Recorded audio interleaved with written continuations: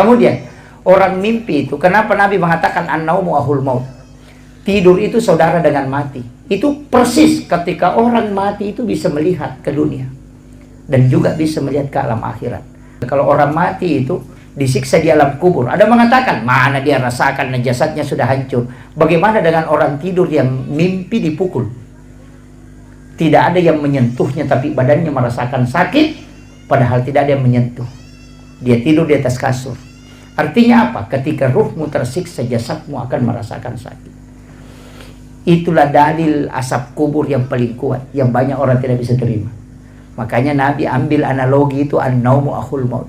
Dia cuma tidak mengatakan sama ji mati itu dengan tidur, tapi dia mengatakan saudara. Ini.